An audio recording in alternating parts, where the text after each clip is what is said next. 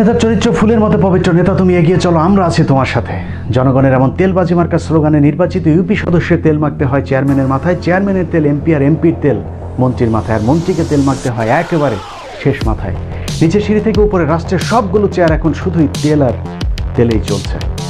দর্শক, এমন তেলের দেশটি আজ বড়ই বেতালে চলছে। এক দলের শাসন, এক ব্যক্তির তোষণ, এক মুজিব লুকান্তরে রক্ষ মুজিব নাকি ঘরে ঘরে। রক্ত গরম কাটামন মিছিলে আজ মুজিব ভক্তের অভাব নেই, কিন্তু পিতা মুজিবের এত সন্তান কোথায় ছিল 15ই আগস্টের সেই ভয়াবহ দিনে? 1975 থেকে 1996 শেখ মুজিবের জন্য কারো মনে ক্ষোভ ছিল না, বিক্ষোভ হয়নি রাজপথে। শোককে শক্তিতে রূপান্তর করতে সময় লেগেছে মাত্র 21 বছর, আর এখন তো তা মহাশক্তিতে রূপ নিয়েছে। শক্তিমানদের মুজিবের প্রতি ভক্তি এখন অনেকটাই বিরক্তির পর্যায়ে পৌঁছেছে, কিন্তু এসবই কি মুজিবের প্রতি ভালোবাসা নাকি মুজিবকে বিক্রি করে তারপর নিজেদের পকেট ভরবার আশা? চলুন মিলিয়ে দেখা যাক। সাথে আছে আমি ইলিয়াস হুসাইন। 1971 সালের আগের বর্ণাঢ্য রাজনৈতিক জীবনের সাথে কোনো মিল ছিল না শেখ মুজিবের 1971 সালের পরের রাজনৈতিক জীবনের। 1972 সালের 10ই জানুয়ারি বঙ্গবন্ধু দেশে ফিরতেই তাকে ভুল পথে পরিচালনা করতে শুরু করেন খন্দকার মুস্তাক ও তাজউদ্দিন আহমেদের চিরশত্রু শেখ মনি সহ তার আশপাশের বেশ কয়েকজন সুযোগ সন্ধানী। তাজউদ্দিন আহমেদের মেয়ে শারমিন আহমেদের লেখা তাজউদ্দিন আহমেদ নেতা ও পিতা বইয়ের 104 নম্বর পৃষ্ঠার তথ্য অনুযায়ী শেখ মুজিব 10 তারিখে দেশে ফিরে যখন ট্রাকে করে রেসকোর্স ময়দানের দিকে যাচ্ছিলেন, ঠিক সেই সময় হঠাৎ মুজিব কাকু আব্বুর কানের কাছে মুখ নামিয়ে বললেন, তাজউদ্দিন, আমি কিন্তু প্রধানমন্ত্রী হব। সংসদীয় গণতন্ত্রে প্রেসিডেন্টের পদ সম্মানের হলেও ক্ষমতার দিক থেকে প্রধানমন্ত্রীর চেয়ারটি অনেক বেশি ক্ষমতাধর। সেই কারণেই হয়তো শেখ মুজিব প্রেসিডেন্টের পদ থেকে সরে প্রধানমন্ত্রী হবার ইচ্ছে পোষণ করেছিলেন। সেই ক্ষমতায় শেখ মুজিবকে দিন দিন সাধারণ মানুষ, সেনাবাহিনী, রাজনীতিবিদ, এমনকি মুক্তিযোদ্ধাদের থেকেও বিচ্ছিন্ন করে তুলেছিল। যে কারণে নিরাপত্তার জন্য ক্ষমতা নেয়ার মাত্র 1 মাসের মাথায় 1972 সালের 8ই ফেব্রুয়ারি শেখ মুজিবকে সেনাবাহিনীর আদলে প্যারামিলিটারি অর্থাৎ রক্ষী বাহিনী গঠন করতে হয়েছিল। যদিও সেই রক্ষী বাহিনী শেষ পর্যন্ত শেখ মুজিবকে রক্ষা করতে পারেনি, কিন্তু এই রক্ষী বাহিনীকে কেন্দ্র করে 71 থেকে 75 দেশের যত অশান্তি বিশৃঙ্খলার সূচনা হয়েছিল, তার নেতৃত্বে এই রক্ষী বাহিনীকে অপ্রতিরোধ্য ক্ষমতা দেওয়ার লক্ষ্যে 1973 সালের 15ই জুলাই সংবিধানের প্রথম সংশোধনী করা হয়। 1972 সালে 16ই ডিসেম্বর গণপ্রজাতন্ত্রী বাংলাদেশ সরকারের প্রথম সংবিধান কার্যকর হবার মাত্র 6 মাসের মাথায় এই সংশোধনী করা হয়েছিল। 1973 সালে সেই সংশোধনী কতটা স্বেচ্ছাচারী ও অগণতান্ত্রিক ছিল তা বোঝার জন্য সংশোধনীটির প্রথম কয়েকটি লাইন পড়লেই চলবে। সংবিধানের 47 অনুচ্ছেদের 2টি দফার সাথে নতুন আরেকটি দফা যুক্ত করা হয়। সেই দফাটি ঠিক এরকম: এই সংবিধানে যাহা বলা হয়েছে তাহা সত্ত্বেও গণহত্যাজনিত অপরাধ, মানবতা বিরোধী অপরাধ বা যুদ্ধাপরাধ এবং আন্তর্জাতিক আইনের অধীন অন্য অপরাধের জন্য কোনো সশস্ত্র বাহিনী বা প্রতিরক্ষা বাহিনী বা সহায়ক বাহিনীর সদস্য কিংবা যুদ্ধাবন্দীকে আটক, ফৌজদারিতে সোপর্দ কিংবা দণ্ডদান করবার বিধান সংবলিত কোনো আইন বা আইনের কোনো বিধান এই সংবিধানের কোনো বিধানের সহিত অসামঞ্জস্য বা তাহার পরিপন্থী এই কারণে বাতিল বা বেআইনি বলিয়া গণ্য হইবে না, কিংবা কখনো বাতিল বা বেআইনি হইয়াছে বলিয়া গণ্য হইবে না। অর্থাৎ কোনো বিশেষ ব্যক্তি বা বিশেষ বাহিনী চাইলে কোনো সাধারণ মানুষ, এমনকি সশস্ত্র বাহিনীর কোনো সদস্যকেও তারা চাইলে আটক করতে পারবে, দণ্ডাদেশ পর্যন্ত দিতে পারবে। আর এইসব আটক কিংবা দণ্ডাদেশ যদি সংবিধানের কোনো ধারার সাথে সাংঘর্ষিক হয়, তাহলেও সেটাকে বেআইনি বলা যাবে না। এই দফার পর 73-এর সেই সংশোধনীতে 47-এর ক নামে নতুন আরেকটি অনুচ্ছেদ সংযুক্ত করা হয়। সেই অনুচ্ছেদে বলা হয়েছে, অর্থাৎ এর মাধ্যমে যাহার উপর 47 অনুচ্ছেদের 3য় দফা প্রযোজ্য হবে তার জন্য সংবিধানের 31, 35 ও 44 অনুচ্ছেদ অকার্যকর করে দেওয়া হলো। এবার দেখা যাক কি আছে 31, 35 ও 44 অনুচ্ছেদে। সংবিধানের এই 3টি অনুচ্ছেদই জনগণের মৌলিক অধিকারকে সংরক্ষিত করে। তার মানে শেখ মুজিব কিংবা রক্ষী বাহিনী চাইলে জনগণের মৌলিক অধিকার পর্যন্ত খর্ব করতে পারবে। সংশোধনের পরের লাইনগুলো আরো ভয়ঙ্কর, অর্থাৎ যাহার উপর ওই দফা প্রযোজ্য হবে তাহার বিরুদ্ধে সুপ্রিম কোর্টেও কোনো বিচার চাওয়া যাবে না। এই সব কিছুই করা হয়েছিল শুধুমাত্র রক্ষী বাহিনীকে বিশেষ ক্ষমতা দেওয়ার লক্ষ্যে। দেশব্যাপী আওয়ামী লীগের দুঃশাসন ও রক্ষী বাহিনীর সন্ত্রাসী কর্মকাণ্ড ঠেকাতে এরই মধ্যে গণতন্ত্রকামী মুক্তিযোদ্ধাদের আরেকটি অংশ 1972 সালের 31শে অক্টোবর জাসদ নামে নতুন রাজনৈতিক দল গঠন করে, যে দলটিকে শেখ মুজিব বিরোধী দল না ভেবে শুরু থেকেই নিজের শত্রু হিসাবে বিবেচনা করতে থাকে। সেই সময়ের ব্যাপক জনপ্রিয় দলটিতে দলে দলে মানুষ যোগ দিতে থাকলে 1973 সালের নির্বাচন শেখ মুজিবকে আতঙ্কিত করে তোলে। 1973 সালের 7 মার্চে সেই নির্বাচনই জাতির সামনে আওয়ামী লীগের নগ্ন চেহারা উন্মোচিত করে। সেই নির্বাচনই সম্ভবত বাংলাদেশের ইতিহাসে সবচাইতে জঘন্যতম প্রহসনের নির্বাচন হয়ে থাকবে।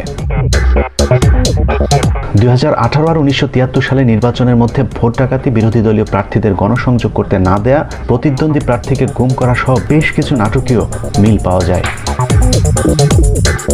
2018 নির্বাচনের মতো 1973 সালে নির্বাচনে মুজিব সরকার মন্ত্রিসভা বহাল রেখে নির্বাচন করতে চাইলে জাসদ অন্তর্বর্তীকালীন সরকারের দাবি করেন। যথারীতি শেখ মুজিব তা না মেনে দলীয় সরকারের অধীনে নির্বাচন করেন, ঠিক যেমনটা হাসিনা 2014 ও 2018 সালে করেছিল। 2018 সালের মতো হেভিওয়েট প্রার্থীদেরকে সেই নির্বাচনে নানাভাবে দমিয়ে রাখার চেষ্টা করা হয়। ভোলাতে শেখ মুজিবের প্রতিপক্ষ প্রার্থী হিসাবে জাসদের ডাক্তার আজহারকে দাঁড় করানো হলে মনোনয়নপত্র জমা দেওয়ার দিন তোফায়েলের নেতৃত্বে রক্ষী বাহিনীর একটি সন্ত্রাসী দল ডাক্তার আজহারকে অপহরণ করেন। নির্বাচনের পরদিন তাকে খুঁজে পাওয়া যায়।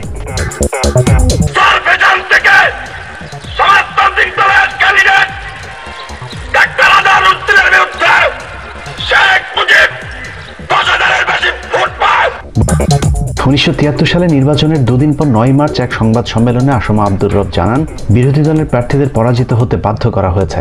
এক প্রশ্নের জবাবে আব্দুল জলিল বলেন, তার দলকে পোলিং এজেন্ট দিতে দেওয়া হয়নি, জাল ভোট দেওয়া হয়েছে, সন্ত্রাস সৃষ্টি করা হয়েছে এবং নির্বাচনের ফলাফল ঘোষণায় কারচুপিও করা হয়েছে। ন্যাপের সভাপতি অধ্যাপক মুজাফফর এবং সাধারণ সম্পাদক পঙ্কজ ভট্টাচার্য একটি যুক্ত বিবৃতি দেন। সেখানে তারা বলেন, কমপক্ষে 70টি নির্বাচনী আসনে যেখানে ন্যাপ ও অন্যান্য বিরোধী রাজনৈতিক দলের প্রার্থীদের সুনিশ্চিত বিজয়ের সম্ভাবনা ছিল, সেই আসনসমূহে শাসক দল রাষ্ট্রীয় ক্ষমতার অপব্যবহার, অস্ত্রের ঝনঝনানি, ভয়ভীতি, সন্ত্রাস প্রয়োগ, গুন্ডা বাহিনী ব্যবহার, ভুয়া ভোট, পোলিং বুথ দখল, পোলিং এজেন্ট অপহরণ, বিদেশি সাহায্য সংস্থা, জাতিসংঘ সরকারি গাড়ি এবং রেডক্রসের গাড়ির অপব্যবহার প্রভৃতি চরম অগণতান্ত্রিক কার্যকলাপের মাধ্যমে উক্ত নির্বাচনী কেন্দ্রসমূহে নির্বাচনকে প্রহসনে পরিণত করেছে। শেখ মুজিবের সিনিয়র রাজনৈতিক সহকর্মী প্রবীণ রাজনীতিবিদ আবুল মনসুর আহমেদ লিখেছেন, রেডিও টেলিভিশনে অপোজিশন নেতাদের বক্তৃতা দূরের কথা, যানবাহনের অভাবে তারা ঠিকমতো প্রচার চালাইতেও পারিলেন না। পক্ষান্তরে প্রধানমন্ত্রী শেখ মুজিব হেলিকপ্টারে দেশময় ঘূর্ণিঝড় ট্যুর করিতে লাগিলেন। নির্বাচনে আওয়ামী লীগ জোর করে 292 আসন নিয়ে সংখ্যাগরিষ্ঠতা পেলেও শেখ মুজিব বুঝতে পেরেছিলেন তার জনপ্রিয়তা তলানিতে ঠেকেছে। যে কারণে 1973 নির্বাচনের পর জাসদকে আর মাঠে দাঁড়াতেই দেওয়া হয়নি। অনেক মুক্তিযোদ্ধার মতে কয়েক হাজার জাসদের নেতাকর্মীকে গুম খুন করেছিল সেই সময়ের তৎকালীন আওয়ামী লীগ সরকার। মুজিব ক্ষমতায় টিকে থাকার জন্য হাজার হাজার রাজনৈতিক কর্মীকে হত্যা করে, জাসদের 10,000 কর্মীকে জেলে রাখে, মোশাররফ হোসেনকে হত্যা করে, সিরাজ শিকদারকে হত্যা করে। ভোট চুরি নির্বাচনে জয়লাভের পর আওয়ামী লীগের এমপি মন্ত্রীরা কম্বল, চাউল, রিলিফ চুরির মহা উৎসবে মেতে ওঠেন। বিদেশ থেকে ভিক্ষা করে আমাকে আনতে হয়, আর এই চোরের দল আমার দুঃখী মানুষের সর্বনাশ করে বা লুটতরাজ করে খায়। স্বভাবসুলভ ভঙ্গিতে শেখ মুজিবের এরকম অনেক জ্বালাময়ী বক্তব্যের সাথে তার নীতির ভিন্নতা ছিল, যার প্রমাণ তাজউদ্দিনের মেয়ের লেখা বইতে।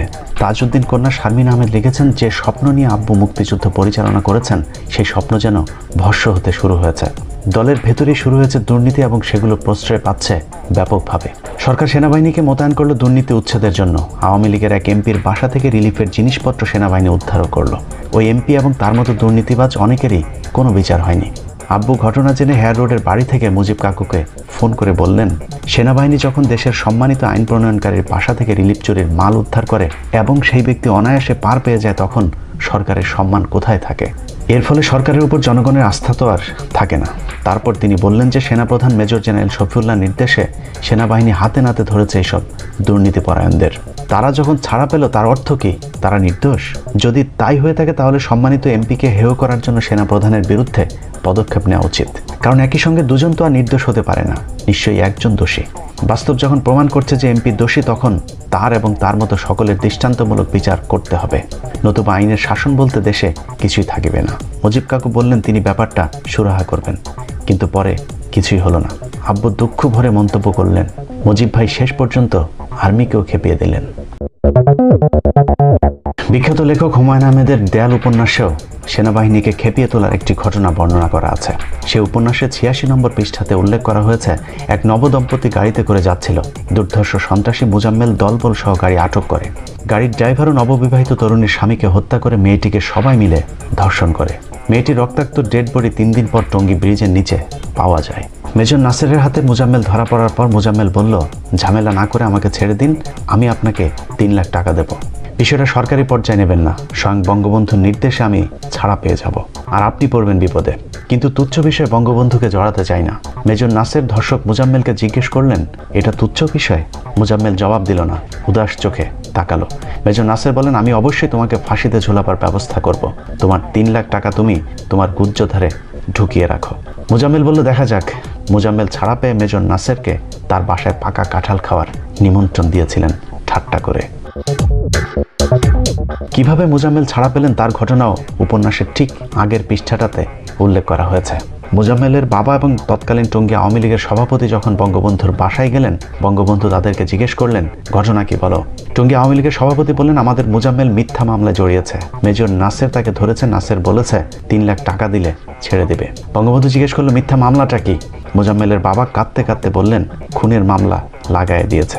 টঙ্গী আওয়ামী লীগের সভাপতি বললেন, এই মেজর নাসের আওয়ামী লীগ নামটি শুনতে পারে না। এই কথা শোনার পর বঙ্গবন্ধু বললেন, কান্দিস না, কান্দার মতো কিছু হয় নাই, আমি এখনো বেঁচে আছি, মরে যাই নাই, ব্যবস্থা নিচ্ছে।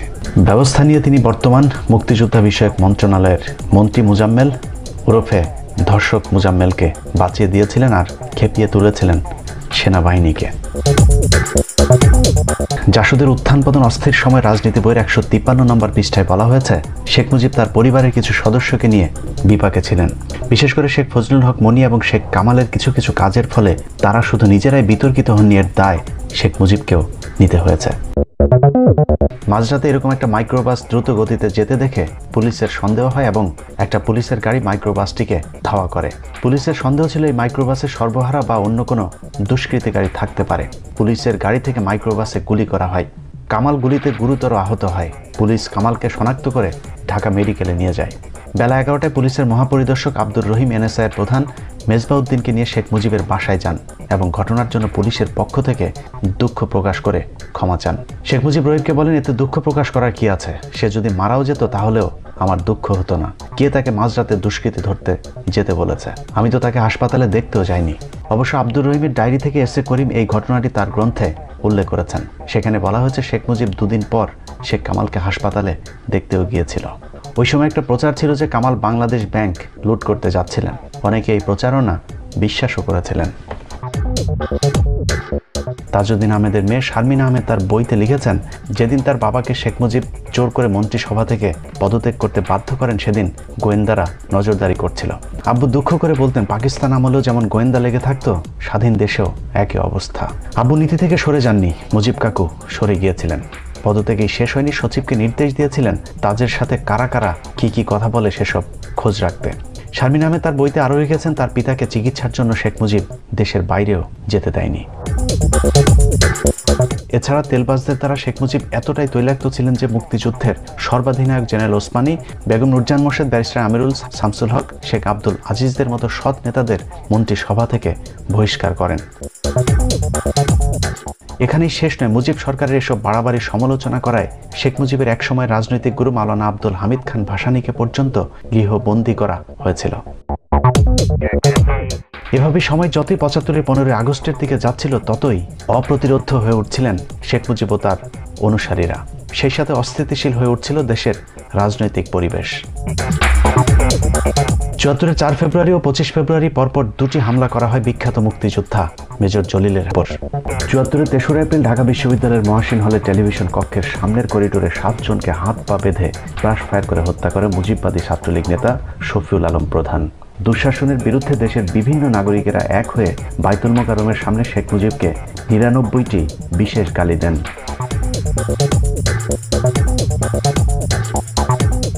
1974 সালের আরেকটি গুরুত্বপূর্ণ ঘটনা ভুট্টোর ঢাকা সফর।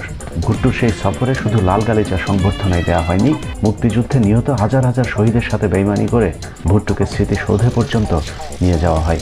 অনেকেই বলে থাকেন, ভুট্টো সেই সফরের পরই ভারতের আশীর্বাদের হাতটিও উঠে যায় শেখ মুজিবের উপর থেকে।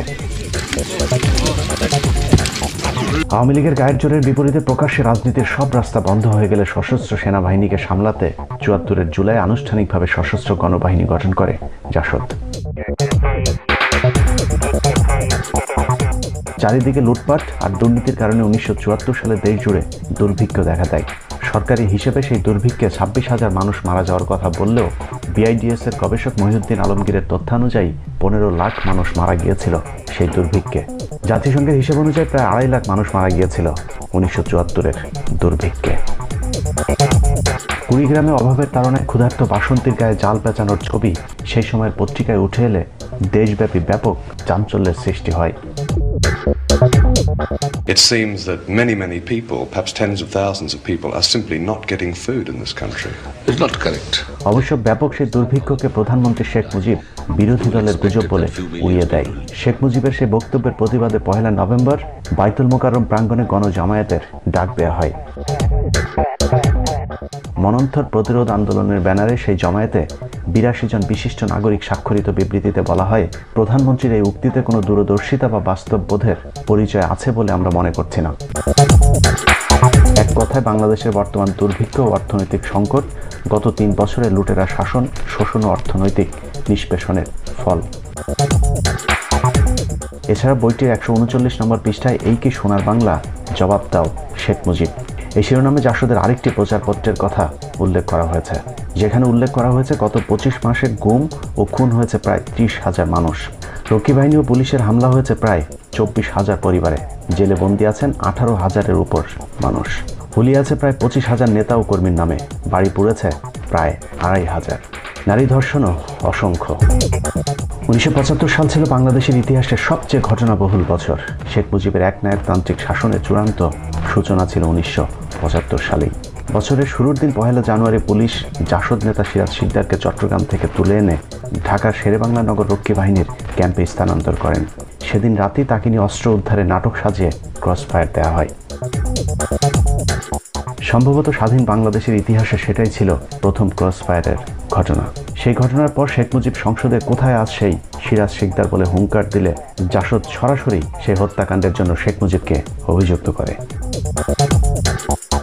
1975 সালের 25শে জানুয়ারি বাকশাল বিল পাশ হয় সংসদে। এর মধ্য দিয়ে অনেক রক্তের বিনিময়ে কেনা বাংলার গণতান্ত্রিক স্বাধীনতার শেষ আলোটুকু নিভে যায়।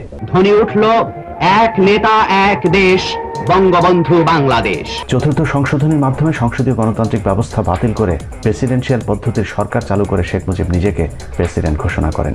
প্রেসিডেন্ট ঘোষণা করলে রাষ্ট্রের একক ক্ষমতা চলে যায় আমাদের 1000 বছরের শ্রেষ্ঠ বাঙালি জাতির জনক বঙ্গবন্ধুর হাতে। Mujib Saab went for Bakshal, which means one leader, one party, one country. এর ফলে শুধুমাত্র বাকশাল ছাড়া অন্য সব রাজনৈতিক দল নিষিদ্ধ হয়ে যায়, এমনকি আওয়ামী লীগও। বাংলাদেশ কমিউনিস্ট পার্টি ও ন্যাপ মুজাফফর ছাড়া বাংলাদেশের আর কোনো রাজনৈতিক দল শেখ মুজিবের সেই বাকশালকে সমর্থন করেনি। বাকশালকে সমর্থন না দেয় মুক্তিযুদ্ধের সর্বাধিনায়ক জেনারেল ওসমানীর সংসদ সদস্য পদ বাতিল করে দেওয়া হয়। সেই সাথে জাসদের সব কজনের সদস্য পদও বাতিল হয়ে যায়। সেই দিনই শেখ মুজিবকে 15 আগস্টের আভাস দিয়েছিলেন দূরদর্শী রাজনীতিবিদ তাজউদ্দিন আহমেদ। শারমিন আহমেদের লেখা বইয়ের তথ্যানুযায়ী বাকশাল করার পর তাজউদ্দিন মুজিবকে বলেছিলেন, আপনি এক কলমের খোঁচায় গণতন্ত্রকে ধ্বংস করে দিলেন। রাজনৈতিক সব দল ধ্বংস করার পর বাকি ছিল যেসব পত্রিকা সরকারের বিরুদ্ধে লিখছে সেসব পত্রিকাগুলো। 15 আগস্টের ঠিক 2 মাস আগে 16 জুন 1975 সালে শেখ মুজিব শুধুমাত্র সরকারের পক্ষের 4টি পত্রিকা রেখে বাকি সব পত্রিকাও বন্ধ করে দেন, যে দিনটিকে পরবর্তী বছরগুলোতে সংবাদপত্রের কালো দিবস হিসেবে পালন করা হয়েছিল। এভাবেই শেখ মুজিব গণতান্ত্রিক পদ্ধতিতে ক্ষমতা পরিবর্তনের সব রাস্তা বন্ধ করে নিজেই 15 আগস্ট ডেকে এনেছিলেন। দর্শক, এরপর পাল্টে যায় মুজিবময় বাংলাদেশের ইতিহাস। এক রাতের ব্যবধানে মুজিবকে নায়ক থেকে খলনায়ক বানিয়ে দেওয়া হয়। 1975 সালের 15 আগস্টের ঠিক একদিন আগের পত্রিকাতেও শেখ মুজিবের জয় জয়কার ছিল। পরদিনের পত্রিকায় মুজিবকে বানানো হয়েছে পুরোপুরি ভিলেন। শেখ মুজিবের পছন্দের পত্রিকা ইত্তেফাকে তার হত্যাকাণ্ডকে নবযাত্রা হিসেবে উল্লেখ করা হয়েছে। শেখ মুজিবের মন্ত্রিসভার 19 জন শোকাবহ সেই দিনেই খন্দকার মুস্তাকের মন্ত্রিসভায় যোগদান করেন। মুজিব সরকারের মন্ত্রিপরিষদ সচিব এইচ.টি. ইমাম মুস্তাক সরকারেরও মন্ত্রিপরিষদ সচিবের দায়িত্ব পালন করেছিলেন। এতদিনের মুজিবময় রেডিও টেলিভিশনও হয়ে যায় কট্টর মুজিব বিরোধী। দেশের বৃহত্তর স্বার্থের খাতিরে এই পদক্ষেপ গ্রহণ করা হয়েছে। শেখ মুজিবুর রহমানকে হত্যা করা হয়েছে। খন্দকার মুশতাক আহমেদ নতুন প্রেসিডেন্ট হয়েছেন। গোপালগঞ্জে শেখ মুজিবের লাশ নিয়ে গেলে সেখানেও মানুষের ঢল কিংবা বিক্ষোভ কোনোটাই দেখা যায়নি। বঙ্গবন্ধুর শেষ গোসল হয়েছিল 570 সাবান দিয়ে। রেড ক্লিনিতে 570 সাবান নিলাম, আর আপনার উনি যে কাপড় দিয়েছিল রিলিফের কাপড়, সেই কাপড় দিয়ে ওনাকে। জানাজায় অংশ নিয়েছিলেন হাতে গোনা 8-10 জন মানুষ। সারা দেশেও ছোটখাটো বিচ্ছিন্ন ঘটনা ছাড়া তেমন কিছুই ঘটেনি। বিদেশি সংবাদ মাধ্যমগুলো বলেছিল ঢাকা শহরের অবস্থা দেখে মনে হচ্ছে জনজীবন একেবারেই স্বাভাবিক। And this is how Dhaka looks today. The same tanks on the streets, soldiers still on guard, and yet it is almost as if nothing had happened.